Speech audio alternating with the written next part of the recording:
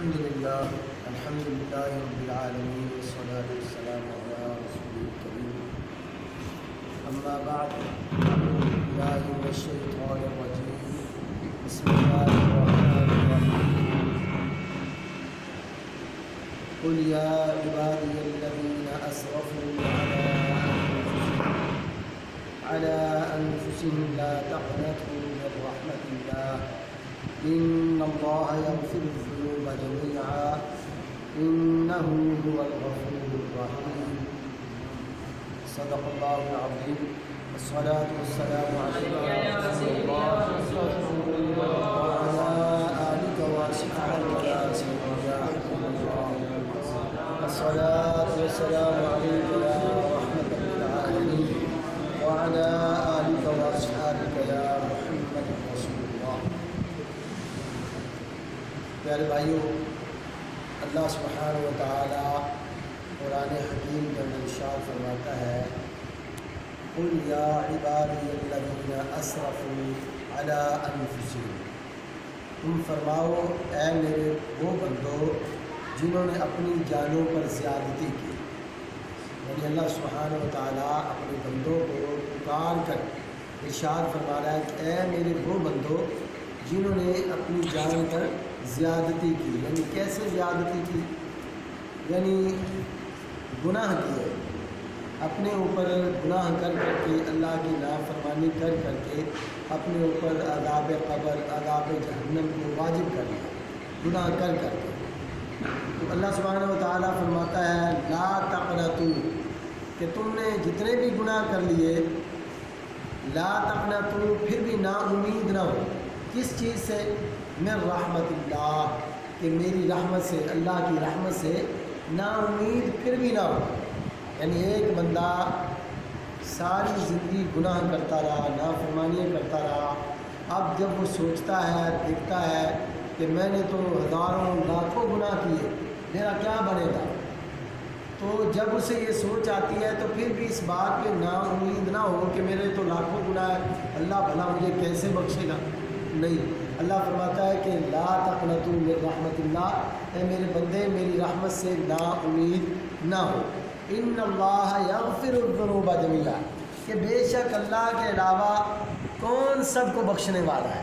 یعنی سب گناہوں کو کون بخشنے والا ہے؟ اللہ کے سوا، کہ میں ہی تو، اللہ تعالیٰ فرماتا ہے کہ میں ہی تو گناہوں کو بخشنے والا ہوں، میں ہی تو تیرے گناہوں کو بخشوں گا.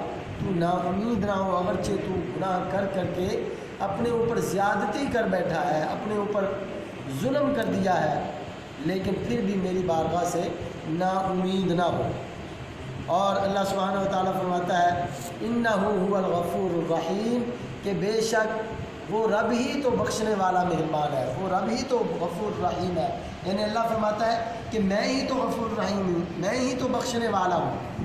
تو میرے بھائیوں، نا امید وہ ہو جس کا رب غفور الرحیم نہ ہو. اللہ سبحانہ و تعالیٰ تو غفور الرحیم ہے، بخشنے والا ہے.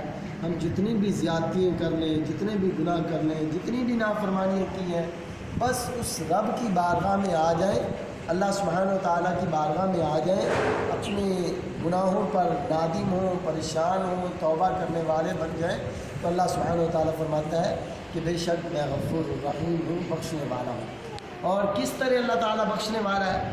یاد رکھیے، بعض مرتبہ شیطان کا ہمیں دھوکہ یہ بھی لگتا ہے کہ ہم گناہ کر رہے ہوتے ہیں، گناہ پہ گناہ کر رہے ہوتے ہیں، اور ساتھ ہی میں یہ بھی کہہ رہے ہوتے ہیں کہ اللہ بخشنے والا مہربان ہے. مطلب ایک بندہ نماز نہیں پڑھ رہا اور ساتھ وہ کہتا ہے کہ اللہ بخشنے والا مہربان ہے، اللہ بخش دے گا.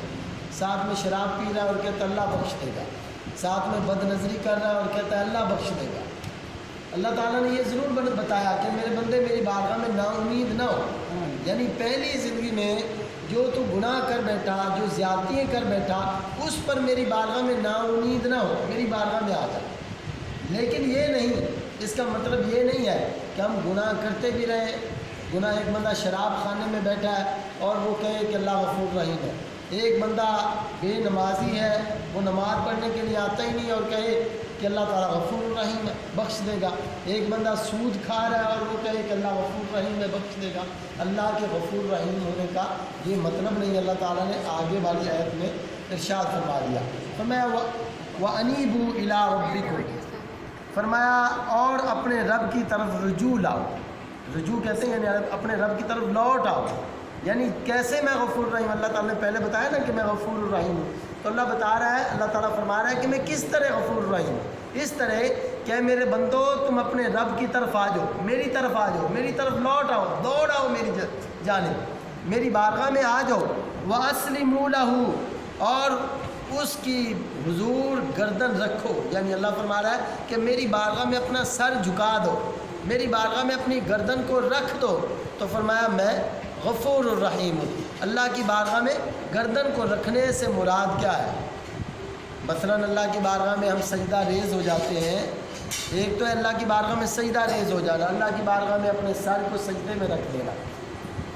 اور یہاں اللہ تعالیٰ جو فرما رہا ہے کہ میری بارگاہ میں گردن کو جھکا دو، رکھ دو، اس کا مطلب کیا ہے؟ اس کا مطلب یہ ہے کہ اللہ کے جتنے احکام ہیں، اللہ تعالیٰ کے جتنے بھی احکام ہیں، اس کے سامنے اپنے سر کو جھکا دینا. مثلا اللہ سبحانہ و تعالیٰ فرماتا ہے کہ تم سود نہیں کھاؤ. ہم اللہ کے اس حکم کے سامنے اپنے سر کو جھکا دیں، یا اللہ تیرے حکم کے سامنے ہمارا سر جھک گیا ہے، اے اللہ ہم سود نہیں کھائیں گے. اللہ سبحانہ و تعالیٰ فرماتا ہے کہ تم رشوت کا لین دین نہ کرو. ہم اللہ کے حکم کے سامنے اپنے سر کو جھکا دیں کہ اللہ ہماری گردن جھکی ہوئی ہے تیری بارگاہ میں، تیرا حکم ہے تو ہم رشوت کا لین دین نہیں کریں گے. اللہ تعالیٰ نے اپنی نظر کو حفاظت کرنے کا حکم دیا کہ تم اپنی نظر کی حفاظت کرو، اپنے شرمگاہوں کی حفاظت کرو. اللہ تعالیٰ نے ہمیں حکم دیا تو ہم اس کی بارگاہ میں اپنے اس کے حکم کے سامنے اپنے سر کو جھکا دیں. تو اس کا مطلب ہے وہ اسلموا، اس کا مطلب ہے وہ اسلموا لہ، یعنی اس کی بارگاہ میں گردن کو جھکا دینا، اس کے حکم کے سامنے، اللہ اور اس کے رسول کے حکم کے سامنے اپنی گردن کو جھکا دینے کا مطلب یہ ہے. اللہ سبحانہ و تعالیٰ فرماتا ہے من قبل ان یأتیکم العذاب، فرمایا اس سے پہلے کہ تم عذاب کو دیکھ لو، اس سے پہلے کہ تم اللہ تعالیٰ کے عذاب کو دیکھ لو، اس سے پہلے اللہ کی بارگاہ میں اپنے سر کو جھکا دو.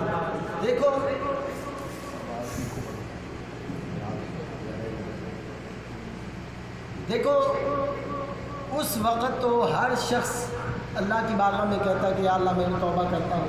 جس وقت موت کا قاصد آ جاتا ہے، بندہ موت کو سامنے دیکھ لیتا ہے، اس وقت ہر شخص کہتا ہے، ہر شخص یہ کہتا ہے کہ اللہ مجھے تھوڑا سا موقع دے دے، میں تیری بارگاہ میں توبہ کروں. لیکن اس وقت کی توبہ قبول نہیں ہوتی. اس وقت کی توبہ کسی فائدے کی نہیں ہے. توبہ کب قبول ہوتی ہے؟ توبہ کے اوقات ہیں، ایک تو سورج مغرب سے طلوع ہونے سے پہلے سورج مغرب سے طلوع کب ہوگا؟ یعنی اب سورج کہاں سے طلوع ہوتا ہے؟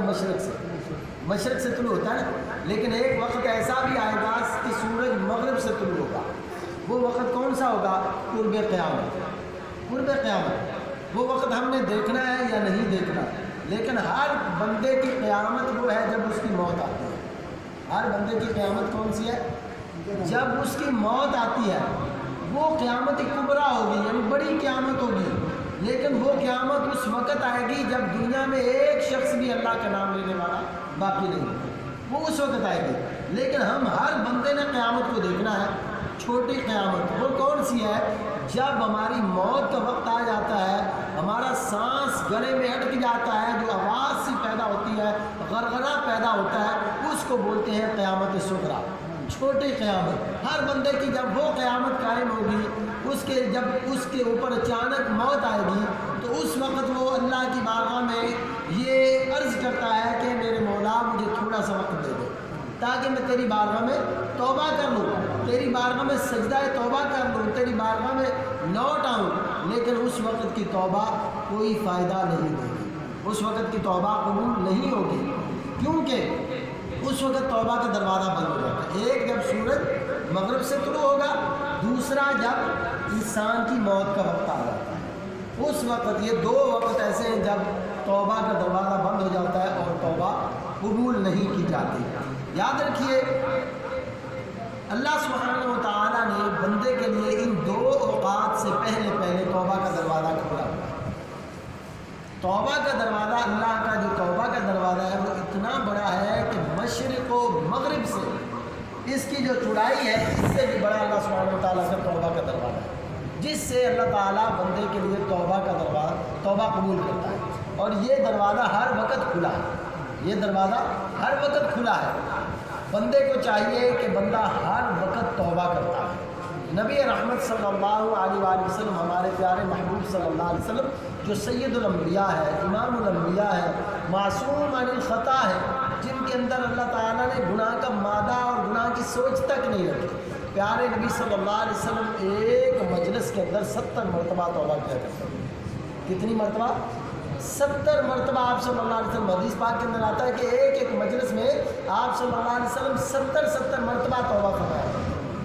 جب پیارے نبی صلی اللہ علیہ وسلم جو گناہوں سے پاکیزہ اور جن کے تو خیر تمام امتوں کی بخشش ہونی ہے، تو ساری امت کی، بڑے بڑے انبیاء کرام جو ہوں گے، اللہ کے جو نبی ہیں، وہ بھی پیارے نبی صلی اللہ علیہ وسلم کی شفاعت کے منتظر ہوں گے قیامت کے دن۔ حالانکہ انبیاء معصوم ہیں، انبیاء کو اللہ تعالیٰ انبیاء پہ کبھی ناراض نہیں ہوتا، انبیاء پر اللہ ہمیشہ کے لیے راضی ہے، لیکن پھر بھی قیامت کے دن سارے نبی پیارے نبی صلی اللہ علیہ وسلم کی شفاعت کے منتظر ہوں گے۔ وہ پیارے نبی جو سید الانبیاء ہے اور جن کو اللہ نے اپنا محبوب کہا ہے، وہ اللہ کی بارگاہ میں ایک مجلس میں 70 مرتبہ تک توبہ کرتے ہیں، اور یہاں تک کہ 700 مرتبہ تک کا حدیث پاک میں آتا ہے کہ پیارے نبی صلی اللہ علیہ وسلم 700 مرتبہ دن میں توبہ فرمایا، 700 مرتبہ استغفار فرمایا کرتے۔ اب آپ اندازہ کرو کہ اللہ کے پیارے محبوب 700 مرتبہ استغفار کریں، 700 مرتبہ توبہ کریں، اور ہم جو سراپا خطا کار ہیں، سراپا گناہ گار ہیں، ہم سوچ لیں کہ ہم کتنی مرتبہ توبہ کرتے ہیں۔ ہمیں تو کئی سال گزر جاتے ہیں، ہم نے کبھی اپنے رب کی بارگاہ میں توبہ نہیں۔ توبہ کہتے کسے؟ توبہ تو ہم سنتے رہتے ہیں، ہم ایسے چلتے پھرتے استغفار کرتے بھی ہیں۔ توبہ کہتے کسے؟ توبہ کا مطلب ہے اپنے رب کی بارگاہ میں واپس لوٹ آنا۔ توبہ کا کیا مطلب ہے؟ اپنے رب کی بارگاہ میں واپس لوٹ آنا، اسے بولتے ہیں توبہ۔ یعنی آپ کو ایک مثال دے کر میں سمجھا دیتا ہوں کہ گاڑی یہ موسیٰ وال کی طرف سے بامنی پل کی طرف جا رہی ہے، جب یہ یو ٹرن لے کے موڑ لے کے واپس دوڑے تو اس کو کہتے ہیں توبہ۔ اس کو کیا کہتے ہیں؟ توبہ، واپس لوٹنا۔ یعنی ہم دن رات جو شیطان کی طرف دوڑ رہے ہیں، اپنی خواہشات کی طرف دوڑ رہے ہیں، اس سے واپس اپنے پیارے رب کی طرف لوٹ آنا، اپنے پیارے نبی کی طرف لوٹ آنا، اس کو بولتے ہیں توبہ۔ اور توبہ کرنے سے فائدہ کیا ہوتا ہے؟ توبہ کرنے کا سب سے بڑا فائدہ یہ ہے کہ اللہ سبحانہ و تعالیٰ بندے سے محبت کرتا ہے۔ جو بندہ توبہ کرتا ہے، اللہ تعالیٰ اس سے کیا کرتا ہے؟ محبت فرماتا ہے۔ اللہ تعالیٰ اس سے محبت فرماتا ہے۔ اللہ سبحانہ و تعالیٰ قرآن حکیم میں فرماتا ہے ان اللہ یحب التوابین، کہ بے شک اللہ سبحانہ و تعالیٰ بہت زیادہ محبت کرتا ہے کس سے؟ جو بار بار اللہ کی بارگاہ میں توبہ کرتا ہے۔ اللہ کس سے محبت فرماتا ہے؟ جو بار بار اللہ کی بارگاہ میں توبہ کرتا ہے۔ اب آپ اندازہ کرو کہ ایک شخص، مثال کے طور پر ایک آدمی کسی کا ملازم ہے، وہ جو ملازم ہے وہ مالک کی نافرمانی کرتا ہے، تو ایک مرتبہ مالک منع کرے گا کہ تم میری نافرمانی سے باز آ جا، دوسری مرتبہ سختی سے منع کرے گا، تیسری مرتبہ منع کرے گا۔ اگر وہ شخص نہیں رکے گا، بار بار اس کی نافرمانی کرے گا، تو وہ کیا کہتا ہے؟ کہتا ہے میرے پاس سے دور ہو جا، کہ آج کے بعد تو مجھے نظر نہ آنا، تو میرا نافرمان ہے اور بار بار میری نافرمانی کرتا ہے، اس لیے مجھ سے دور ہو جا، آج کے بعد تو مجھے نظر نہ آنا، میری آنکھوں کے سامنے